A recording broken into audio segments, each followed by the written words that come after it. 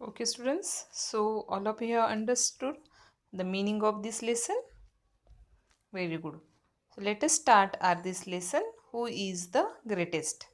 Okay, Emperor Akbar or Akbar the Great is known as one of the greatest rulers in the world.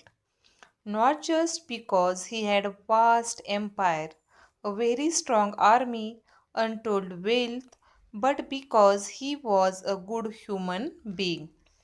Listen, just now we have that saw one story. We have listened the one story of Akbar and Birbal. That time also I told you that Akbar was a great king. Understand? And this Akbar was a great king, but he was a greatest ruler, well-known greatest ruler in the world, not because of he had a vast empire. Okay, Akbar had a vast empire at that time.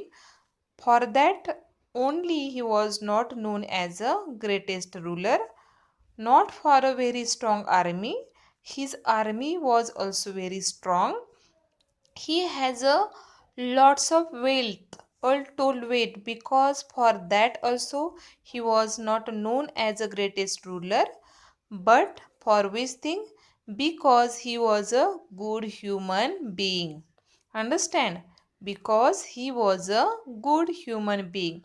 So Akbar, who was the greatest king, greatest ruler, he was not known for his vast empire, vast strong army, and untold wealth, but he was known for his nature because he was a good human being. Understand? Mostly we saw the rulers that we see the rulers that all these rulers are very that the means they are greedy and they are always give the trouble to the common people. Okay, royal of their kingdom. But Akbar was very greatest ruler by his good nature. He was a good human being. Understand? He cared for his subjects. He had a great respect for scholars, writers, poets, and artists belonged to different religions. And he was a patron of art and culture.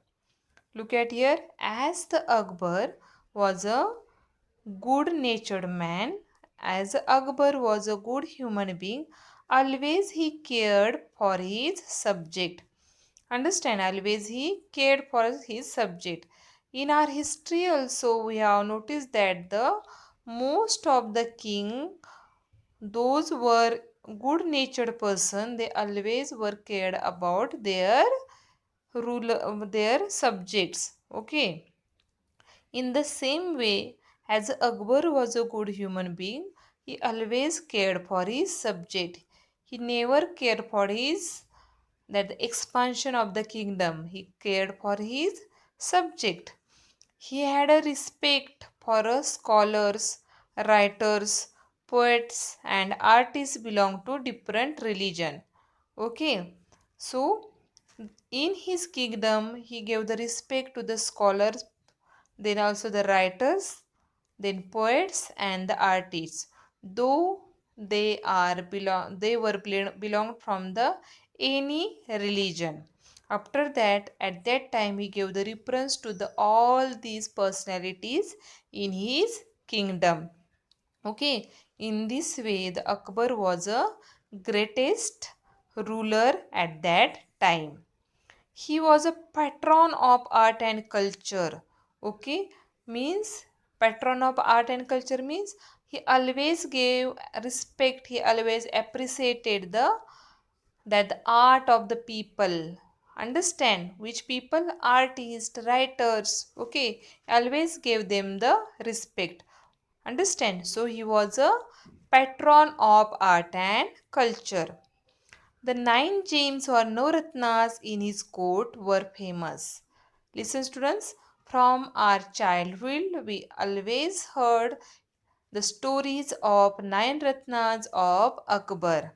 Okay, just now I told you that Akbar gave the respect to the artists, writers, scholars in his kingdom, and that's why there were the nine ratnas from his kingdom were the world famous, and he was also known for these nine ratnas belonged from his court.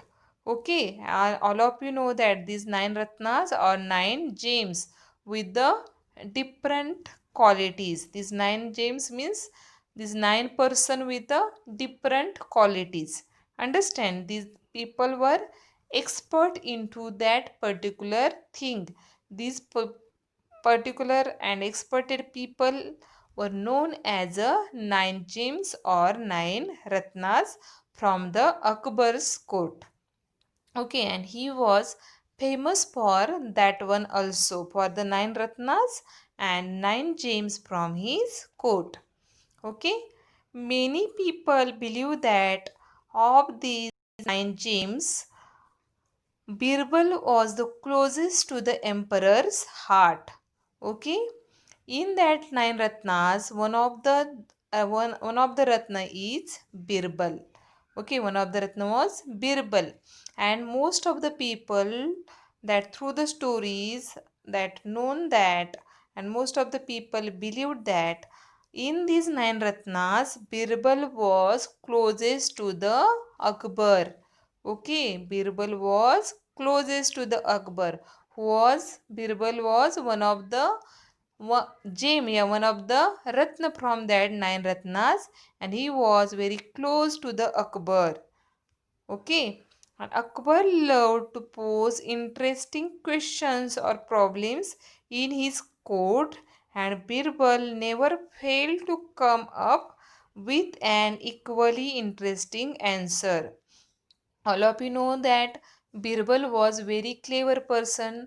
Just now we that saw one story, and in that story also we come to know that the Akbar was a great king, and the Birbal was a very clever person. Okay, in this story also we have noticed that how he solved the quarrel of these two people with his clever mind. Okay, and so as this Birbal was very close to the Akbar, Akbar always put on the different questions into his court, and he expected the answers from the nine ratnas. Okay, but the Birbal, who was very clever, he always come up with an equally interesting answer. Understand, he was always gave the right answer, and he was always solve these all the questions put by the Birbal, put by the Akbar. Got it, everyone? In this way, all of you know that Akbar was the greatest ruler, and he was well known for his good nature, and in his court there were nine ratnas and nine gems, and he was famous for that one also. And in that nine ratnas, Birbal was a one ratna, a one gem, and he was very closest to the Akbar. And so Akbar always put on the different questions in his court, and Birbal, without failing, always solved all these questions put on by Akbar. Okay, got it, everyone? Understand this passage, students? Okay, so tell me, who is the well known greatest ruler in the world?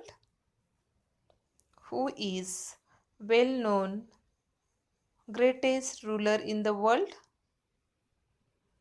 Yes, Akbar. Who? Akbar. Okay. For which thing Akbar was well known? For which thing Akbar was well known? Find the answer from this passage. For which thing Akbar was well known? Everyone should find the answer from this passage. For which thing Akbar was well known? Are you ready to find? For which thing Akbar was well known? Yes, he was a good human being, isn't it? He was a good human being, and for that he was a well known. Got it, everyone? For that he was a well known. Understand? Then next thing, to whom Akbar always that gave the respect, to whom Akbar always gave the respect. Hmm? Ha? Yes, to scholars, to writers, to poets and artists belonging to different religions. To these people, Akbar always had a respect. Got it? Okay. Then Akbar was also famous for which thing? For which thing Akbar was famous? For which thing Akbar was famous? Huh? Yes. For a nine ratnas, yeah, nine gems in his coat. Got it? For that was also the Akbar was famous. Got it? For nine gems or nine ratnas in his coat. For that also Akbar was famous. Got it? Among that nine ratnas, who is the closest to the Akbar? Who is closest to the Akbar? Yes, you are correct. Who is closest? Birbal is closest to the Akbar. Got it, everyone? Okay, students. So, in this way, in this passage, discuss that Akbar, who was the greatest king, greatest ruler, he was that having strong army, untold wealth, vast empire, but he was well known not for only this thing, is good natured. He was a very that the man with a good nature, and he was a good human being. He always cared for his subject, and he always had a respect to the writers, then scholars, poets, and artists. And he was also famous for nine ratnas and nine gems from his court. And among these nine ratnas and nine gems, one of the gem, Birbal was very closest to the Akbar. Okay, and always Akbar put on the different questions in the court and try to take the test of the nine ratnas, and always Birbal without fail solve all these questions put on by Akbar. Okay, clear everyone? Okay, now look at the next. We don't know where all the Akbar and Bilbar stories that we hear today have any basis in history. They have been handed down over generations mainly by word of mouth. Okay, we don't know whether all the Akbar and Bilbar stories that we hear today have any basis in history, because that the firm basis, that firm proof, till we have not received about the stories of Akbar and Birbal. But today also we have that discuss these stories, that we are discussing these stories because these stories are handed down over the generation to generation mainly by the word of mouth.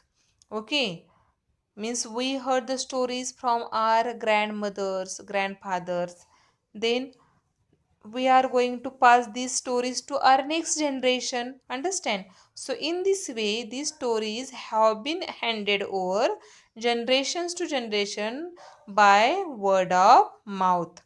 Got it? But exactly there is not a fixed proof for these stories.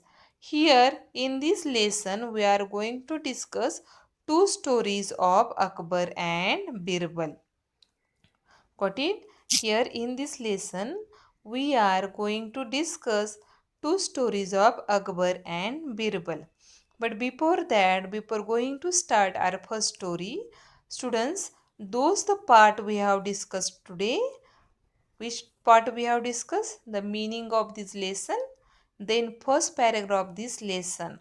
Okay. So for today's homework, everyone should read the meanings, learn the meanings, and already I told you that again I am going to repeat. You should write your own sentences with that new words.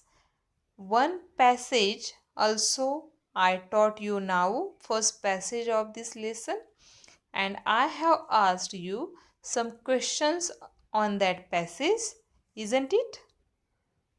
Just now we have discussed some question on that passage, no? Okay.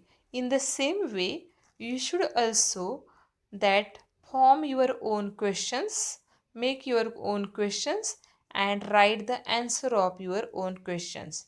Read the passage, make a small questions on that passage and write their answers of these questions. Okay, this is your homework and read the whole lesson properly. Got it everyone? You should do this homework in the CW part only. Got it? Okay, so thank you so much students. Those the part just now I told you, do this part properly. Okay, thank you so much.